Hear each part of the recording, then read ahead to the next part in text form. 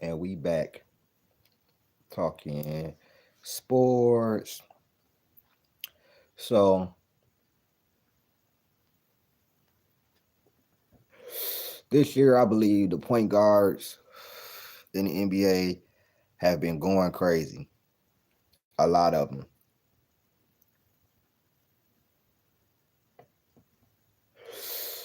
And I believe we have had a shakeup in the top five point guards this year, after this year.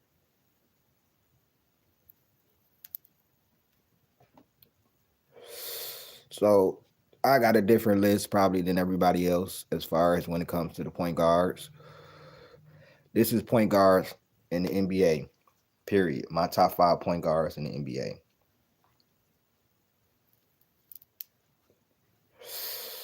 So we go get into it. I know a lot of people are going to disagree with me,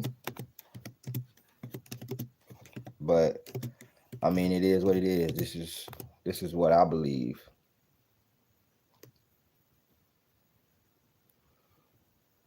Now,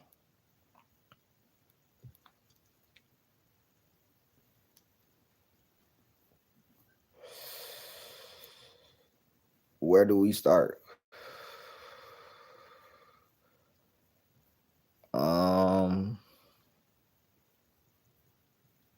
well, first I want to say this is all preface on this year. You know what I'm saying?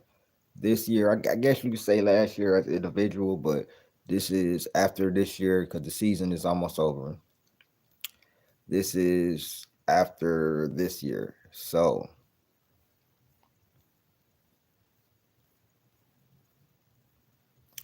five, and to be honest,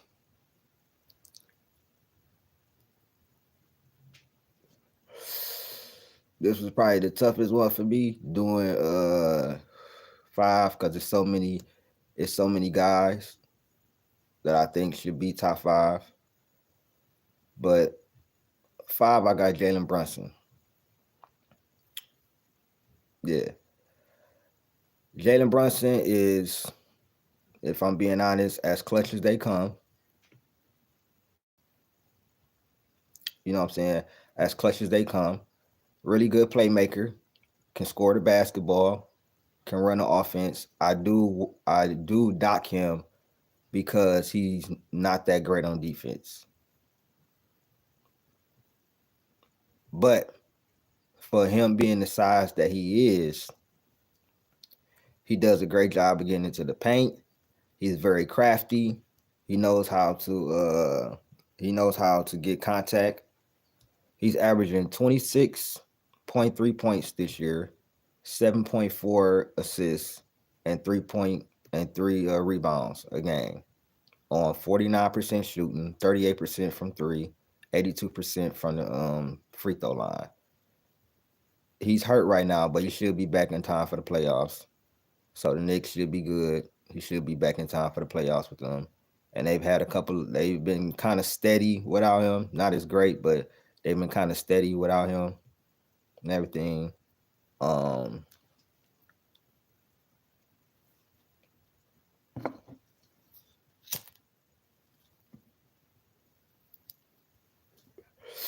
yeah, they've been kind of steady without him. But I think him coming back there, the Knicks will be fine. I think my Pistons gonna beat them, but that's just me. But I think the Knicks will be fine. But like I said, I got Jalen Brunson at number five. Like I said, he's averaging 26.3 points per game, 7.4 assists, 3 rebounds, 1 steal, 0.3 blocks. That's an MVP candidate right there. 26, 7 and 3. That's an MVP candidate right there. On 49% shooting, 38%. The only doc I got to give him is on the defensive end. I won't say he's a cone, but he's a huge liability on the defensive end. They have to hide him. So that's why he's not higher, because I don't think he's a full complete point guard. Like, you know what I'm saying? So that's how I feel about that. Now, number 4.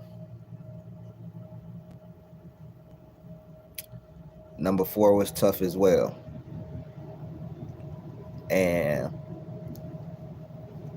it was between a few people, but at the end of the day, this guy, he's just been too good for me to even just like take him off of the top 5 point guards. So at 4, I got Luka Doncic. Yes, 4, I got Luka. Now I know Luka hasn't played the whole season, but he's been getting back into shape, and he's been hooping, bro. I'm not gonna lie to you. He had like a terrible. I think he had terrible efficiency on his last game, though. Yeah, last game he was 5 for 20. Like, but on the season he's averaging 27.4 points, 8.5 rebounds, and 7.9 assists. Luka's problem, defense once again, but he's just so great offensively. He's just so great offensively that it's just like, bro, the assisting, the scoring, the rebounding as well. It's just when it comes to defense, he's a liability. But they've been making do with him, and they actually been playing really good defense with him on the floor. So, hey, what do I know? I guess if you could hide him, he'd be all right. And maybe he give more effort on defense. Not he with LeBron, even though LeBron don't give that much effort, unless he really want to lock in. But Luka hooping right now, 27.4 points per game, 8.5 rebounds, 8 assists a game. He's flirting with a triple double as well. You know what I'm saying?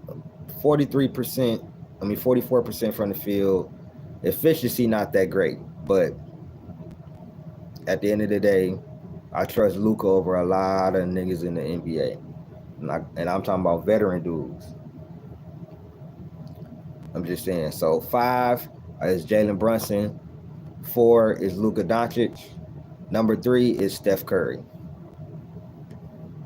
I know he had a horrible game, bro. I know he had an awful game, and that was an awful loss. But that don't take away from what Steph has been doing. And I believe Steph is better on defense than the 2 guards that I just named. I think he's better on defense than Luka and Jalen Brunson. Nah, not this year. Not this year. This is a fair, unbiased top 5 point guards. I got him at 3. Not this year. It's been 2 guys I think that's been better than him this year. So Steph Curry, 24.3 points per game, 6 assists, 4.4 rebounds. But that don't even take into account what he's really been doing this year.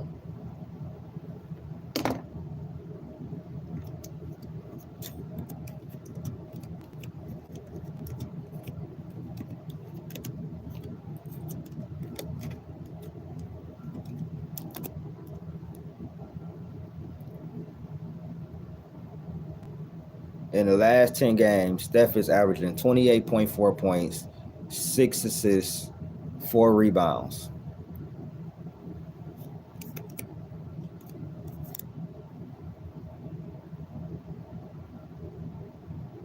In the last 15 games, he's been averaging 27 points, 6 assists, and 4 rebounds.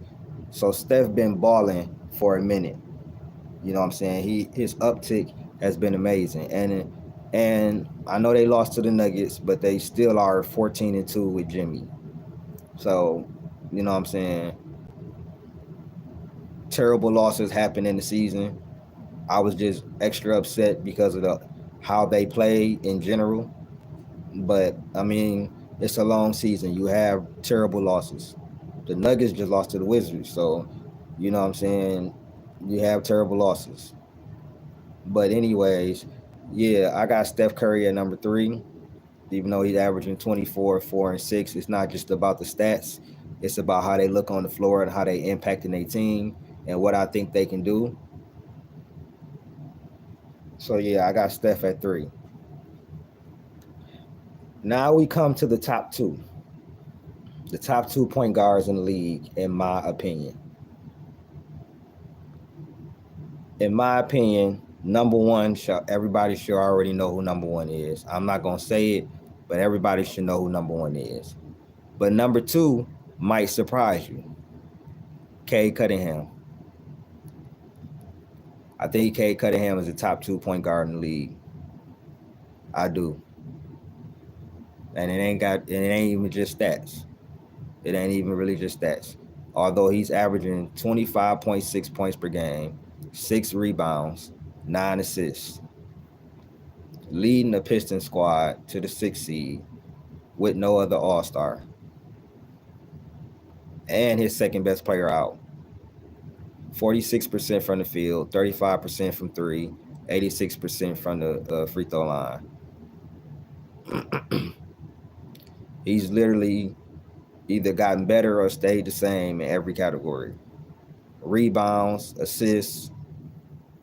He averaging 3 more assists, so he's averaging less than 1 more turnover, but he's averaging 2 more assists.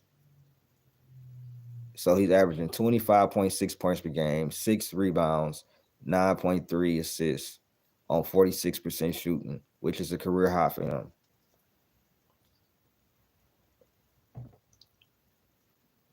And he was shooting a career high in 3-point, but it kind of have dipped a little bit.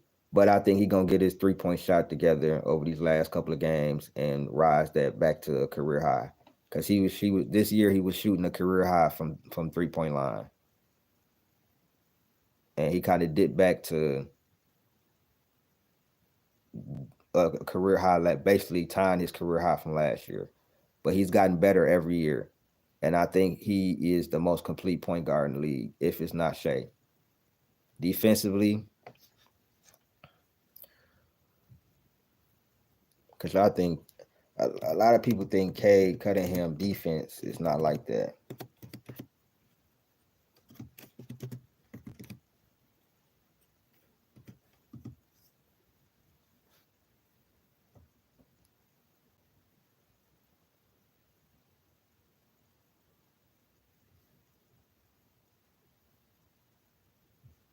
Yeah, a lot of y'all think he's not like that.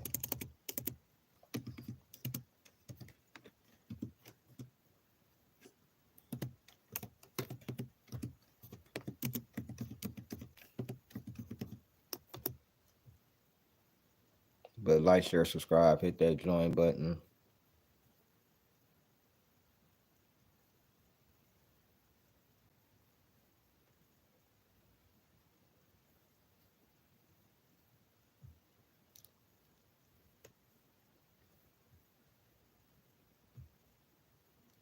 Cade Cunningham is, like I said.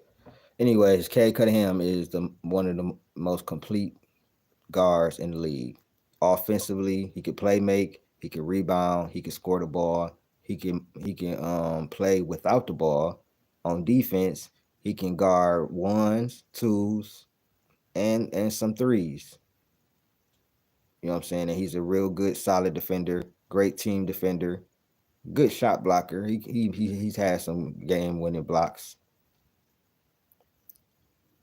The 2 biggest things he needs to work on is finishing at the rim.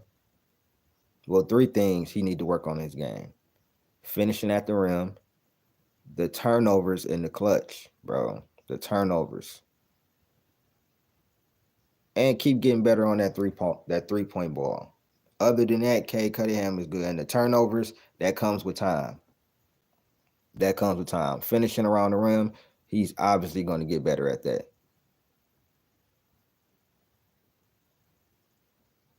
But those are the only things you could say about Cade, honestly. He plays defense. He's a good defender. He obviously can score the ball. Obviously can play make.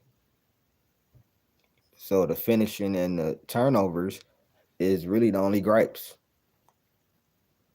So yeah, I got Cade Cunningham at number 2. Point guard in the league, 25.6 points per game, 9.3 assists, 6 rebounds. But as for number 1, we sure all know who it is. This dude has been killing it for the last at least 3 years. But this is probably I believe he just entered his prime. I do. I believe he just entered his prime. Like the last 2 years, he's just entered his prime, bro. That's Shai Gilgeous-Alexander, bro. This guy is honestly, I believe right now, the most unguardable dude in the league. With the foul baiting, without the foul baiting, with the foul baiting, it's even more unguardable. But you don't just score 33 points off of. I mean, he get 9 assists. I mean, 9 free throws a game. You take away those 9 free throws, right? He's still averaging 24 points a game. He only making 8, so he's still averaging 25 points a game. If you take away his 8 made free throws a game, he's still averaging 25 points a game. That's insane. And the efficiency that he's doing it on is even more ludicrous. It shows you how easy it can be if more dudes shot the mid range or worked on their footwork in the mid range in the post. He averaging 33 points a game on 52% shooting, really 53% shooting, 37% from 3, and he's not even a 3-point shooter, and 90% from the free throw line. He's got better from 3 over and over.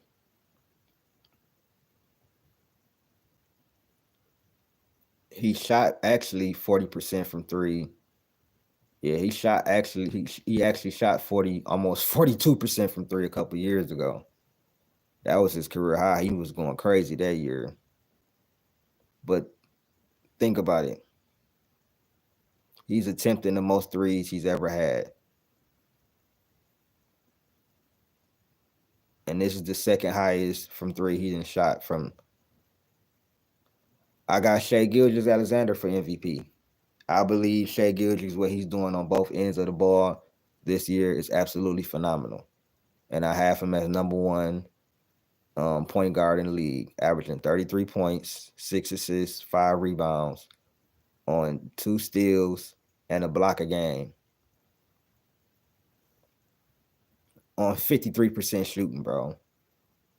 And he's top 5 in offensive rating and defensive rating, leading in offensive win shares, leading in top 5 in defensive win shares,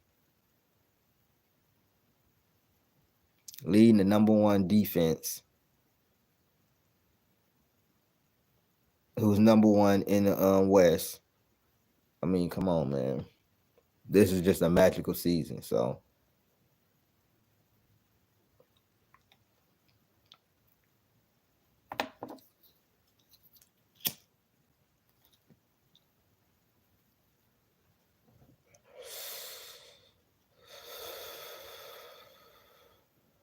That ain't no bum team. They just beat the Warriors without him and the Murray. I'm tired of y'all saying that, bro. Cut that shit out, bro. I'm tired of y'all saying that shit. We finna destroy that motherfucking narrative right now. That narrative got destroyed last night. The Nuggets beat my Warriors without him, with Michael Porter Jr., Aaron Gordon, and Russell Westbrook. Stop it, bro. What are we talking about? We finna destroy that narrative right now. And Jokic is horrible on the defensive end. It ain't all about offense. Definitely ain't all about offense. Michael Porter Jr. is averaging 18.3 points per game, 7 rebounds, 2 assists. Russell Westbrook is averaging 13, 5, and 6.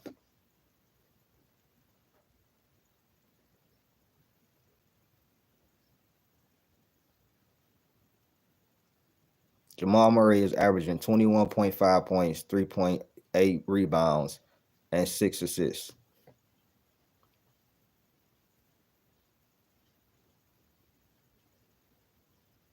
The dude has help, bro.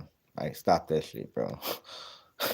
Y'all gotta cut that shit out, bro, for real. This shit. Christian Brown is averaging 15 points, 5 rebounds, 2 assists. Cut it out, bro. Cut it out.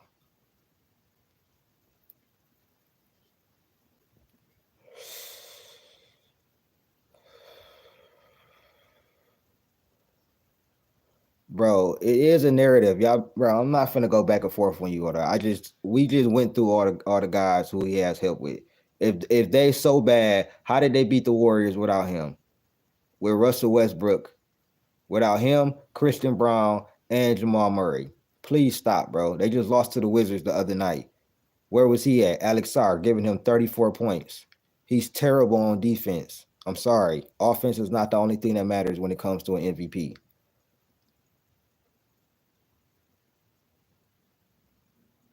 I'm sorry. Shea is doing it on offense and doing it on defense.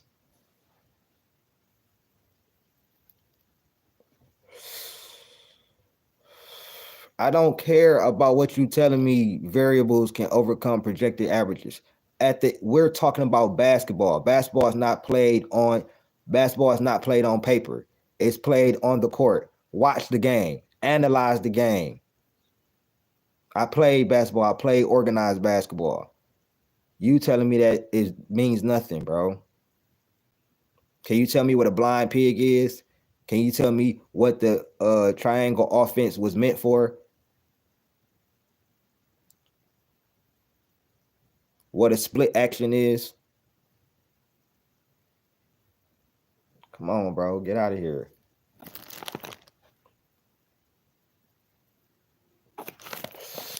Bro, shut the fuck up. Because now you just sitting here lying. Get off my channel.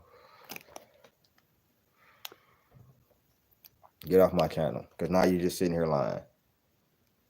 What is wrong with you analytical nerds? You niggas really think that conjuring stats up and reading off analytics is how you understand basketball or understand the game instead of watching it and analyzing what's going on the floor? What the hell is wrong with y'all, bro?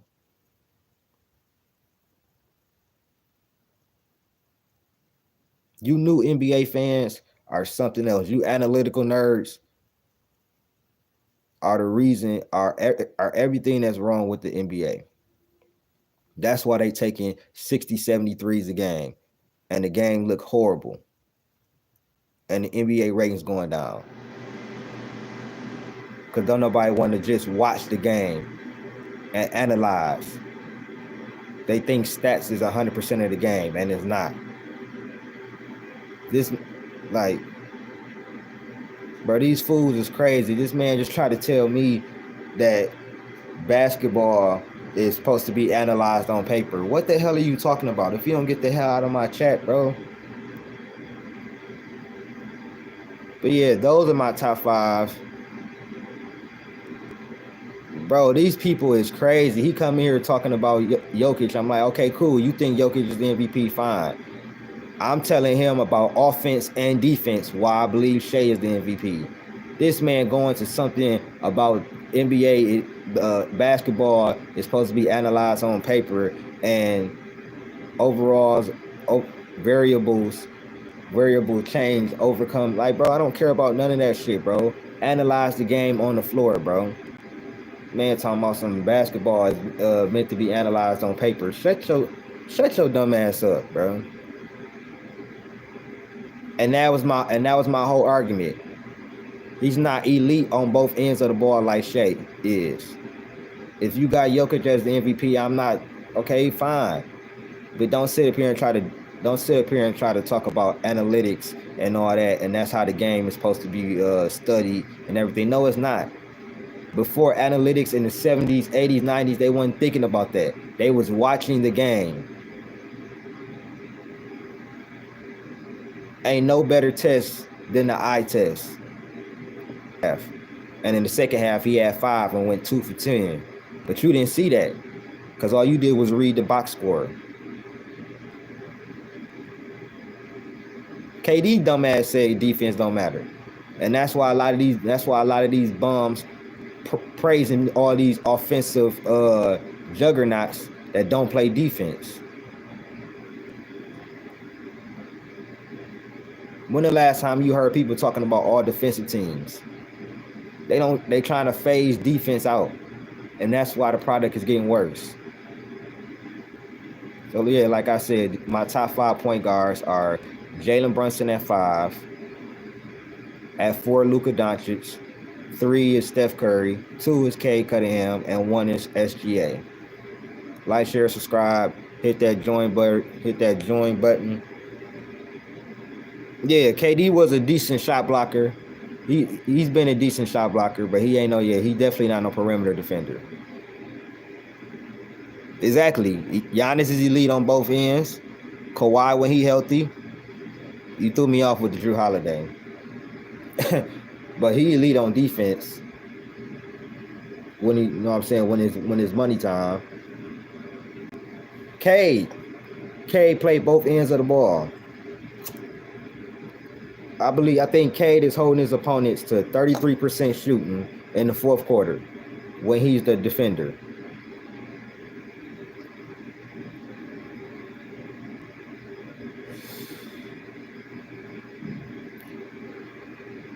And I'm sorry, I'm never going to go away from liking a two-way player over a player that play offense.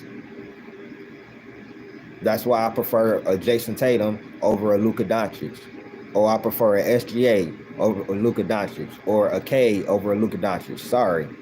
That's just how I roll. I like offense and defense. You got to understand, my favorite team of all time is the 2004 Pistons. Think about that. Think about that. So you know how I'm rocking. If you don't play defense, you're not a complete player.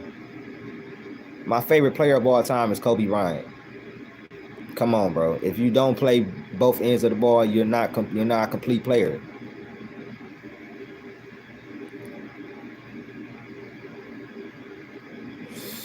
You feel me? I grew up watching 90s, 2000s basketball. So I grew up where they was actually playing defense. 90s and 2000s basketball.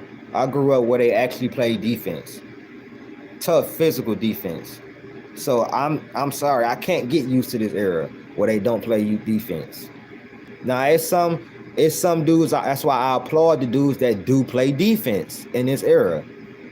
I applaud the SGAs, I applaud the Dyson Daniels, the Sar Thompsons, the Amen Thompsons, the Isaiah Stewarts, the Giannis's, the Cade Cunninghams,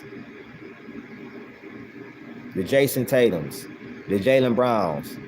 I applaud those dudes.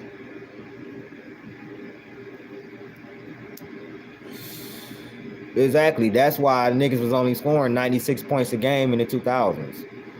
And in the 90s, I think they were scoring like 100 points a game or 101 points a game. You wasn't just like 140, 150. Only time that'll really happen is if they go double overtime or some shit like that. You got motherfuckers getting 140, 150 in regulation.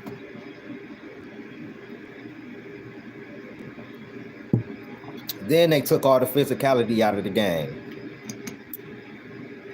Once Kobe pulled them shorts up, you're done for. It's a wrap. You ain't scoring. Oh yeah, I remember he clamped up Kyrie because Kobe is a smart defender. He studies defense. So he will study your moves and individually figure it out. It's 3 guys that I seen Kobe really struggle with in his career. It's 3 guys. I seen him struggle with T-Mac.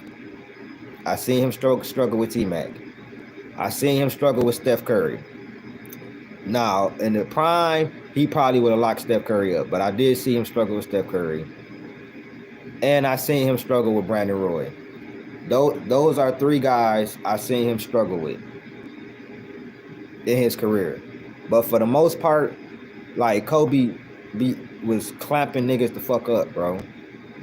And it's one of the main reasons why I value defense so much, which is why I got SGA as the #1 point guard, along with his scoring. And his playmaking has been pretty good. Oh yeah, Brandon Roy, one of my favorite players, bro. People don't know. Brandon Roy was going to be better than Dame. People don't know. Brandon Roy was going to be better than Dame. If they had Brandon Roy, telling you, bro, maybe they don't draft Dame, but if they still had got Dame, that would have been a backcourt from hell. Brandon Roy was a good defender at times, too. He wasn't a great defender, but on offense, a bucket. He literally had damn near no weakness. If it wasn't for the knees, he was on his way, bro, to being an MVP caliber player. He was on his way, bro. If it wasn't for his knees, he was going to be, I'm telling you, he was going to be better he would have been better than Dame, I'm telling you. And I love Dame, but Brandon Roy was a dog, bro. And he was good on defense, too. Not saying Dame is terrible, but Brandon Roy was...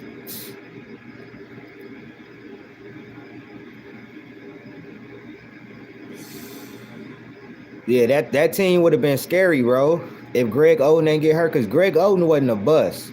Greg Oden could hoop. Injuries, bro. Injuries. I'm getting all off topic, but it is what it is. We talking basketball.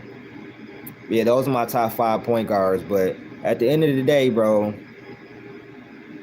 if you don't play both ends of the ball, bro, I can't say you better than a player that does play both ends of the ball.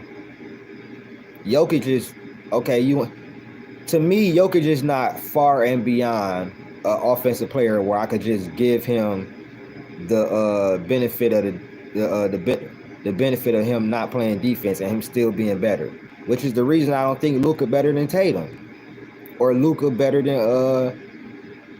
SGA, because they can give you 30 a game and play good defense to great defense. Yeah, Luka will give you 32, 33, but on terrible defense, though. Same thing with Jokic and SGA. SGA giving you 33, 5, and 6 while leading the #1 defensive team. And SGA is a better shot. He's a better rim protector than Jokic. Come on, bro. Watch the game. He's a better rim protector than Jokic. SGA, a guard, 6'6", averaging more blocks than him, too. Come on, bro. There's no way.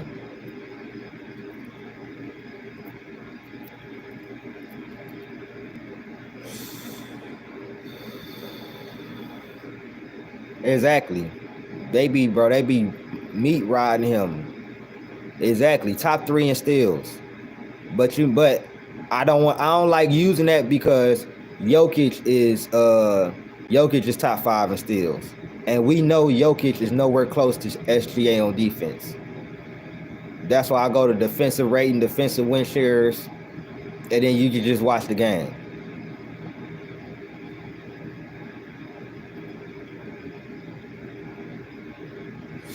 But Nikola Jokic ain't nowhere close to the top 10 in total steals. SGA is second in total steals. But you can watch the game and tell that he's not a good defender. Alex Sarr gave him 34 the other night. A rookie had his career high on Jokic.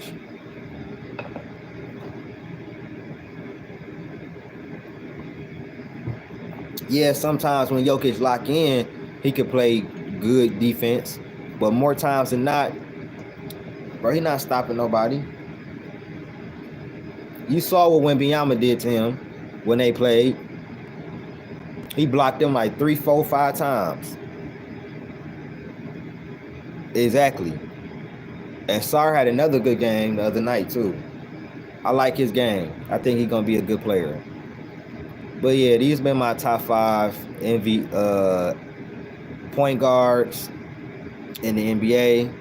Of course, I value offense, defense, playmaking, rebounding, of course, and how you lead your team in your offense. So, y'all let me know what y'all think, man. I'm trying to see Cleveland, OKC in the finals. Hey, it'll be a lot of good finals matches. Yeah, Boston live by the 3, die by the 3, but Boston is also the most seasoned team.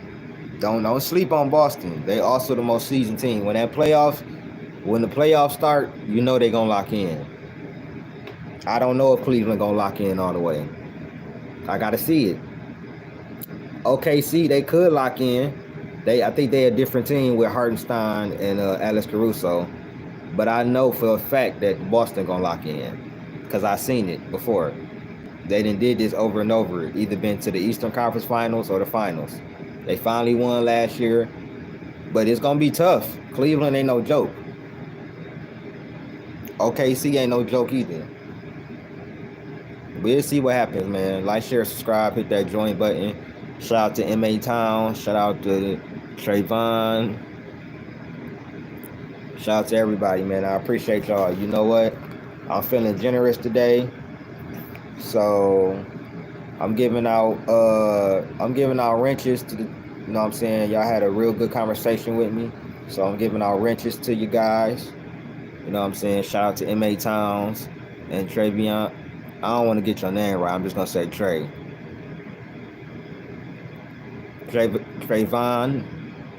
I'm just gonna hope I'm getting it right. But yeah, like, share, subscribe. I appreciate y'all, man. But these have been my top 5 point guards in the league. And I'm ready for the playoffs, y'all, man. So y'all let me know what y'all think, man. Hit them likes. Get them likes up. I'm appreciate y'all, man. I'm out. Peace.